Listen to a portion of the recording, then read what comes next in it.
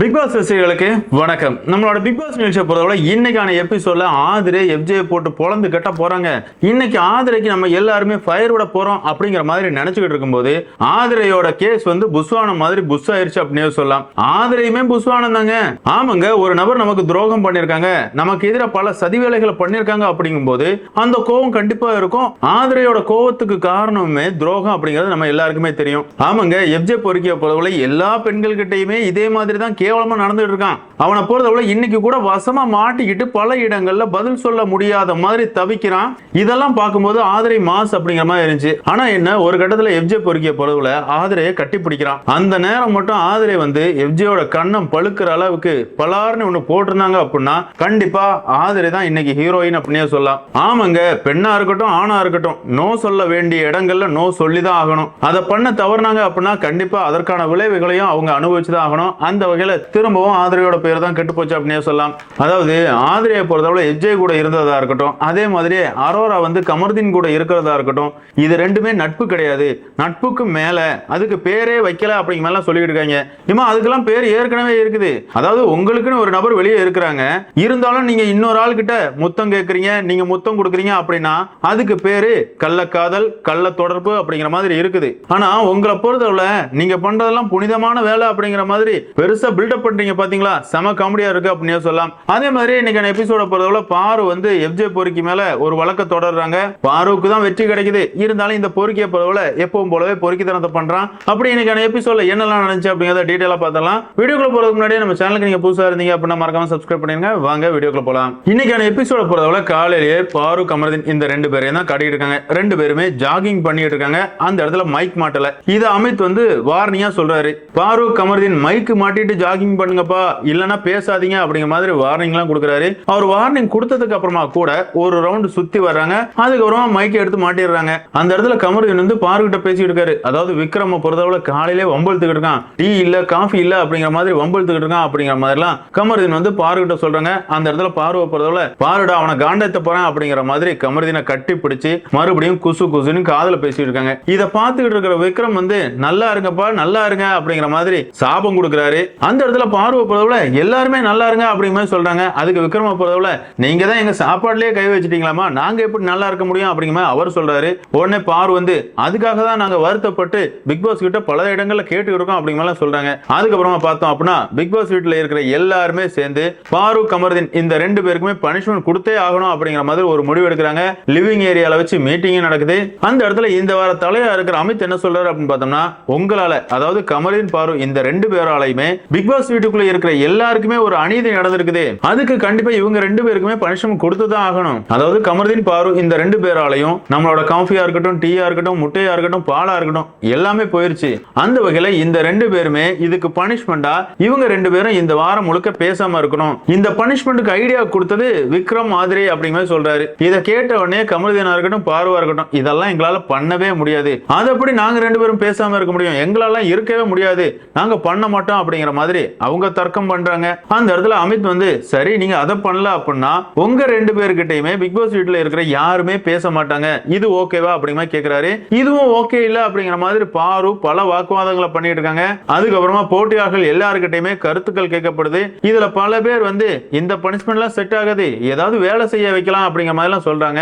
இருந்தாலும் இதுக்குமே பார்வா இருக்கட்டும் கமர்தீனா இருக்கட்டும் ஒத்து போற மாதிரியே தெரியல. ஒரு கட்டத்துல அமித் இந்த ரெண்டு பேர் பண்ணது மிகப்பெரிய தவறு, இவங்க தண்டனையை ஏத்துக்கல அப்படின்னா இதுக்காக நான் என்ன தண்டிச்சுக்க போறேன், அதாவது கேப்டனா இருக்கிற நான் பிக் பாஸ் எடுத்த பொருட்கள் எல்லாத்தையும் திரும்ப தர்ற வரைக்கும் தண்ணி மட்டும் தான் குடிப்பேன், சாப்பிடவே மாட்டேன் அப்படிங்கிற மாதிரி அவர் உண்ணாவிரத போராட்டத்தை கையில் எடுக்கிறாரு.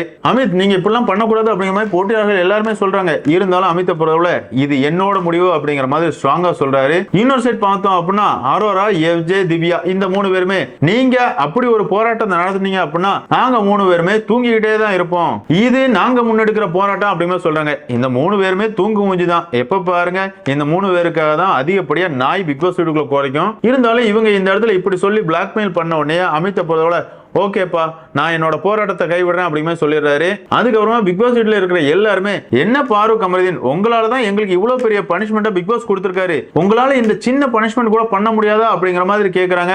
கடைசியா பார்த்தோம் அப்படின்னா பாரு கமருதீன் இந்த ரெண்டு பேருமே சரிப்பா நாங்க வந்து உங்க கூட சேர்ந்து பிக் பாஸ் வீட்ல இருக்கிற எல்லா டீம் கூடயும் ஒர்க் பண்றோம், அதாவது பாத்ரூம் கிளீனிங்கா இருக்கட்டும், இல்லனா வெஷல் வாஷா இருக்கட்டும், இல்லனா ஹவுஸ் கிளீனிங்கா இருக்கட்டும், எல்லாத்துலயும் நாங்களும் ஹெல்ப் பண்றோம் அப்படிங்கிற மாதிரி அவங்களும் பனிஷ்மெண்ட்டை ஏத்துக்கிறாங்க.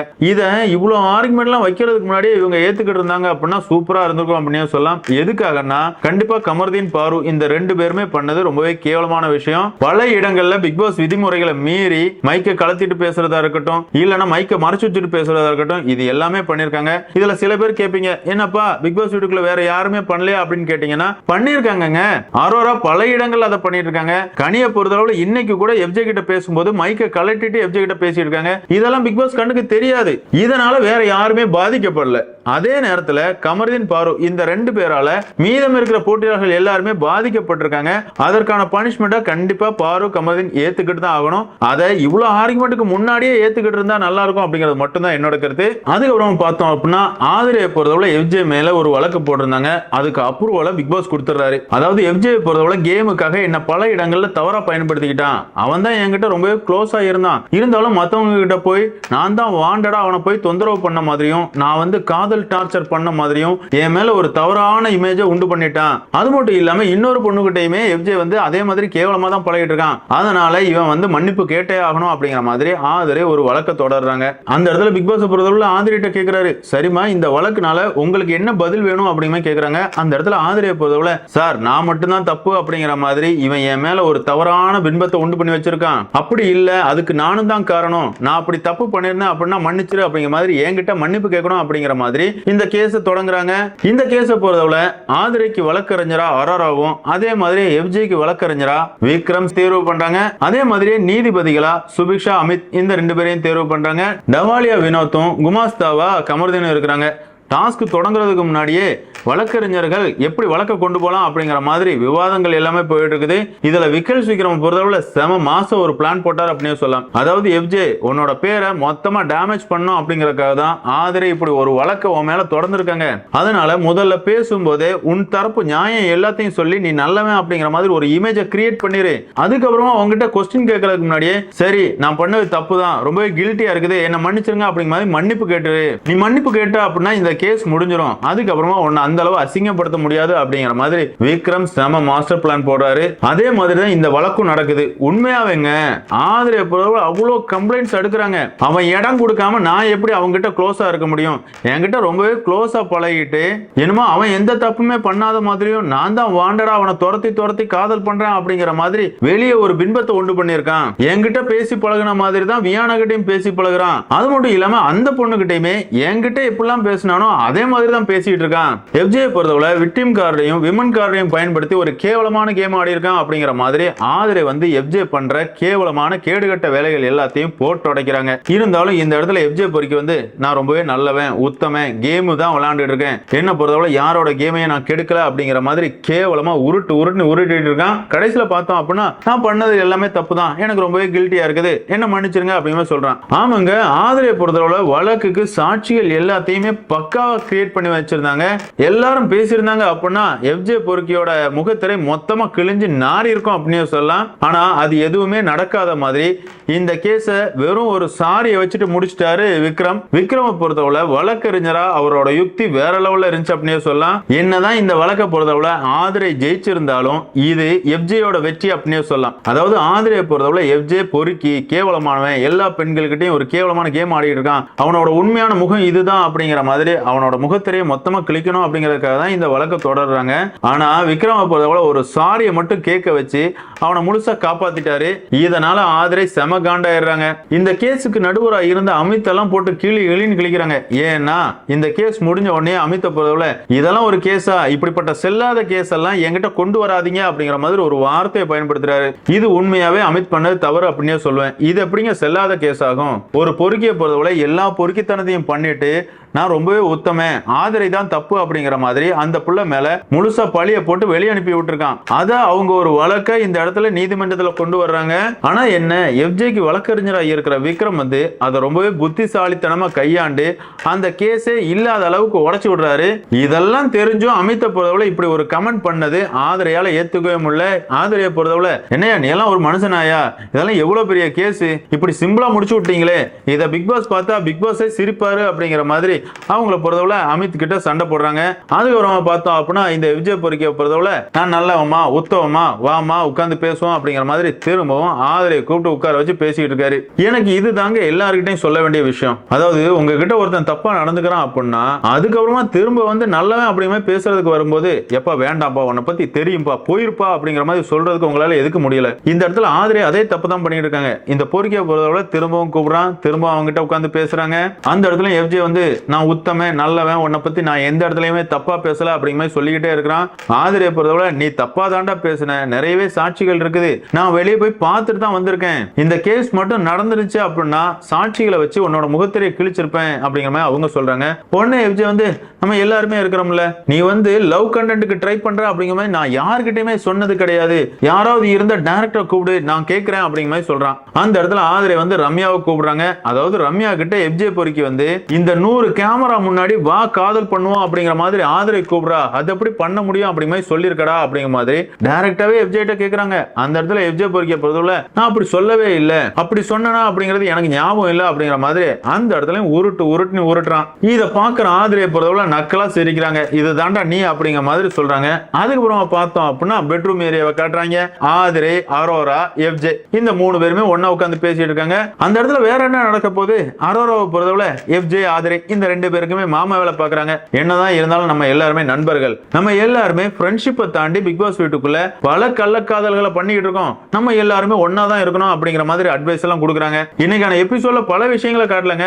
ஆமாங்க, ஆதிரையை பொறுத்தவரை எஃப்ஜே எனக்கு முத்தம் கொடுத்தானா இல்லையா அப்படிங்கிற மாதிரி ஆதிரை கிட்ட கேட்க சொல்றா. ஆதிரையும் கேட்கிறா. அதுக்கு எஃப்ஜே பொறுத்தவரை, ஆமா அவ கேட்டா நான் முத்தம் கொடுத்தேன், அதே மாதிரி என்கிட்ட அவ முத்தம் கொடு, அதே மாதிரி அவ என்கிட்ட முத்தம் கேட்டாலா இல்லையா அப்படிங்கறது அவகிட்ட கேளு அப்படிங்கிற மாதிரி அவன் சொல்றான். ஆதிரை பொறுத்தவரை, நான் கேட்டேன் நீ தான் கொடுக்கலையே அப்படிங்கிற மாதிரி சொல்றா. இதுல 2 பேரும் வெளியே எங்களுக்கு ஆள் இருக்குன்னு சொல்றீங்க, நட்பை விட அதிகமானதுன்னு சொல்றீங்க, என்னடா கள்ளக்காதல்லாம் நட்பை விட சிறந்ததாயிருச்சாடா அப்படிங்கிற மாதிரி இருந்துச்சு. ஆமா தானங்க, இன்னைக்கான 1 எபிசோட்ல கூட காட்டியிருந்தானுங்களே.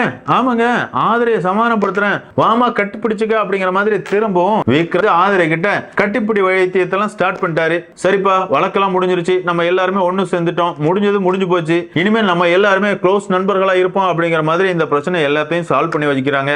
அந்த இடத்துல ஆதிரை பொறுத்தவரை, நான்லாம் முழுசாலாம் மன்னிக்கலப்பா, என்னால மன்னிக்கவும் முடியாது மறக்கவும் முடியாது அப்படிங்கலாம் சொல்றாங்க. ஏமா நீ சொல்ற பாயிண்ட் கரெக்ட்மா, ஆனா எஃப்ஜே பொறுக்கி கட்டி பிடிக்கிறாம்ல, அதுக்கு முன்னாடியே நீ சொல்லி ஸ்டாப் பண்ணிட்டு அந்த பொறுக்கியோட கண்ணம் பழுக்கிற அளவுக்கு பலார்னு ஒண்ணு வச்சிருந்த அப்படின்னா நீ தான் மாசு. நீ அது எதையுமே பண்ணாம அவனை கட்டி பிடிக்க விடுற, அதுக்கப்புறமா அவன் மேல நிறைய நேரம் சாஞ்சுக்கிட்டு இருக்கான், அதுக்கப்புறமா நான் திரும்பவும் கோவமா இருக்கேன் அப்படின்னு சொன்னா இதை எந்த விதத்துல ஏத்துக்கிறது அப்படிங்கறத எங்களுக்கு தெரியல. ஆமா தானங்க, எனக்கு பார்க்கும்போது தப்பா தாங்க படுது. அதாவது பெண்ணா இருந்தாலும் ஆணா இருந்தாலும் நோ சொல்ல வேண்டிய இடங்கள்ல நோ சொல்லிதான் ஆகணும், சொல்லலன்னா அது அவங்களுக்கு தான் பெரிய பேக் ஃபயர் ஆகும் அப்படினே சொல்லலாம். இதெல்லாம் முடிஞ்சதுக்கு அப்புறமா பாரு வந்து எஃப்ஜே மேல ஒரு வழக்கு தொடர்ந்திருக்காங்க. அந்த வழக்கு வந்து ஹியரிங்க்கு வருது. அதாவது இந்த வழக்கு பொறுத்தவரை பாரு வந்து எஃப்ஜே மேல என்ன குற்றச்சாட்டுகள் வைக்கிறாங்க அப்படின்னு பார்த்தோம்னா, எனக்கும் அமித்துக்கும் இடையில ஒரு நல்ல நட்பு இருக்குது, அதை கொச்சப்படுத்துற மாதிரி எஃப்ஜே பல இடங்கள்ல கேவலப்படுத்துறான். அதே நேரத்தில் இந்த பிக் பாஸ் நிகழ்ச்சிக்காக நான் நிறையவே உழைப்பு போட்டிருக்கேன், ஆனா நான் வெறும் காதல் கண்டென்ட் மட்டும் தான் பண்ணிட்டு இருக்கேன் அப்படிங்கிற மாதிரி என்ன கேவலப்படுத்துற மாதிரி எஃப்ஜே பல இடங்கள்ல பதிவு பண்றான் அப்படிங்கிற மாதிரியும், இதுக்காக எஃப்ஜே என்கிட்ட மன்னிப்பு கேட்டே ஆகணும் அப்படிங்கிற மாதிரி தான் இந்த வழக்கை தொடர்றாங்க. இந்த வழக்கை பொறுத்தவரை பார்வோட வழக்கறிஞரா விக்கல்ஸ் விக்ரம் இருக்கிறாரு, அதே மாதிரியே எஃப்ஜேயோட வழக்கறிஞரா சபரிநாதன் இருக்கிறாரு. இந்த வழக்குக்கான நீதிபதிகளா அரோரா திவ்யா இந்த 2 பேருமே இருக்கிறாங்க.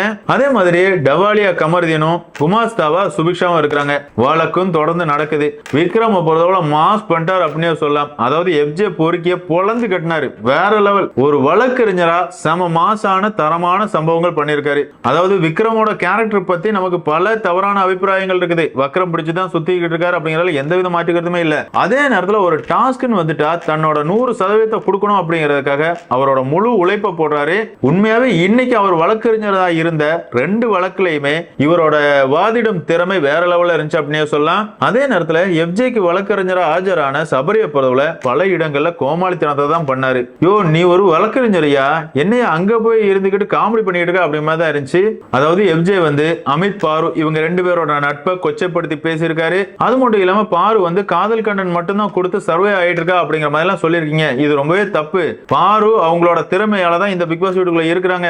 அவங்க வெறும் ஒரு காதல் கண்டென்ட் மட்டும் கொடுத்து பிக் பாஸ் வீட்டுக்குள்ள இருக்கல. அதே மாதிரி நட்பை கொச்சப்படுத்திட்டீங்க, நீங்க மன்னிப்பு கேட்டே ஆகணும் அப்படிங்கிற மாதிரி இந்த வழக்கோட நீதிபதிகளா இருக்கிற அரோராவா இருக்கட்டும் திவ்யாவா இருக்கட்டும் அவங்க தீர்ப்பு கொடுக்குறாங்க. இருந்தாலும் எஃப்ஜே பொறுக்கிய பொறுத்தவரை என்னால மன்னிப்பெல்லாம் கேட்க முடியாது அப்படிங்கிற மாதிரி திமுறா பேசுறான். இந்த வழக்கு முழுக்க முழுக்க பாரு வந்து காதல் கண்டன் மட்டும் தான் பண்ணியிருக்கா அப்படிங்கிற வார்த்தையே நான் சொல்லலன்னு சொல்லிக்கிட்டு இருந்த எஃப்ஜே பொறுக்கிய போறதுல கடைசியில அவன் தோத்ததுக்கு அப்புறமா ஆமா பாரு நீ காதல் கண்டன் மட்டும் தான் பண்ணிட்டு இருக்கா அப்படிங்கிற மாதிரி அவனோட வன்மத்தை தூவிட்டு போறான். அந்த இடத்துல பாருவை போறதுல இது தாண்டா சின்ன பைய புத்தி, 8ஆம் கிளாஸ் படிக்கிற பையன் மாதிரி நடந்துக்கிற, என்ன போறதுல நான் வழக்குல ஜெயிச்சிட்டேன், நீ இந்த இடத்துல தப்பு பண்ணிட்ட, கண்டிப்பா வீக்கெண்ட்ல உனக்கு இதற்கான பதில் கிடைக்கும் அப்படிங்கிற மாதிரி பாரு மாசான ரிப்ளை கொடுத்தாங்க. ஆமாங்க, இந்த வார வீக்கெண்ட்ல கண்டிப்பா எஃப்ஜே பொறுக்கிக்கு தரமான செருப்படிகள் இருக்குது அப்படின்னு சொல்லலாம். என்னதான் இருந்தாலும் இந்த வழக்கு எல்லாமே முடிஞ்சதுக்கு அப்புறமா சபரி பாரு இந்த 2 பேருமே பேசிட்டு இருக்காங்க. அந்த இடத்துல சபரி வந்து என்ன பொறுத்தவரை எஃப்ஜேக்கு சப்போர்ட்டா தான் வழக்கறிஞரா போனேன், ஆனா வழக்கு முடிஞ்சதுக்கு அப்புறமா தான் இந்த பொறுக்கி மேலதான் தப்பு இருக்குது அப்படிங்கிறது எனக்கு தெளிவாவே தெரிஞ்சு அப்படிங்கிற மாதிரி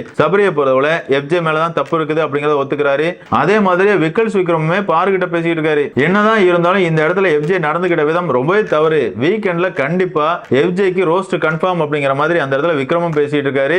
அதே மாதிரி பார்வை பொறுத்தவரை எஃப்ஜே கிட்ட டைரக்டாவே பேசுறாங்க. என்னதான் இருந்தாலும் இந்த டாஸ்கோட இறுதியில நீ பண்ணது ரொம்பவே தப்புடா அப்படிங்கிற மாதிரி சொல்றாங்க. இருந்தாலும் எஃப்ஜே அதை ஏத்துக்கிறதுக்கு தயாராவே இல்ல. நான் எதுக்காக உங்ககிட்ட மன்னிப்பு கேட்கணும், நான் இந்த பிரச்சனை எல்லாம் முதல்லயே முடிச்சிட்டேன், இந்த இடத்துல நான் மன்னிப்பு கேட்க வேண்டிய அவசியமே கிடையாது, நான் பண்ணதான் சரி அப்படிங்கிற மாதிரி எஃப்ஜே பேசிட்டு இருக்கான். இதோட இன்னைக்கான எபிசோட முடிச்சிருக்காங்க அப்படின்னு சொல்லலாம். அதாவது இன்னைக்கு நடந்த 2 வழக்குலையுமே விக்ரம் என்ன நினைச்சாரோ அதே தீர்ப்பு தான் வந்திருக்குது அப்படின்னு சொல்லலாம். அதாவது முதல் வழக்க பொறுத்தவரை ஆதிரை கிட்ட எஃப்ஜே நீ தோத்துரு, தோக்கல்னா நீ அசிங்கப்படுவ அப்படிங்கிற மாதிரி தன் தரப்பு ஆளையே தோக்க வைக்கிறாரு. இன்னொரு செட் பார்த்தோம் அப்படின்னா பார்வை சமய வாதாடி ஜெயிக்க வச்சிருக்காரு. உண்மையா மாஸ் பண்ணியிருந்தாரு அப்படின்னே சொல்லலாம். ஏன்னா இருந்தாலும் பிக் பாஸ் நிகழ்ச்சியை பொறுத்தவரை காஜி காதல் ஜோடிகளோட எண்ணிக்கை அதிகரிச்சுக்கிட்டே போகுது. இவ்வளவு நாள் பாரு கமருதீன் அரோரா இப்படிங்கிற ஒரு முக்கோண காதல் இருந்துச்சு. இன்னொரு சைட் பார்த்தோம் அப்படின்னா வியானா எஃப்ஜே அப்படிங்கிற மாதிரி ஒரு காதல் கண்டன் போச்சு. இப்போ அந்த சைடு திரும்பவும் வந்து ஆதிரை ஜாயிண்ட் ஆயிட்டாங்க. இப்படி 2 முக்கோண காதல் இருக்குது. அதே நேரத்தில் அரோராக்காவை பொறுத்தவரை எத்தனை கோண காதல்னே சொல்ல முடியாது.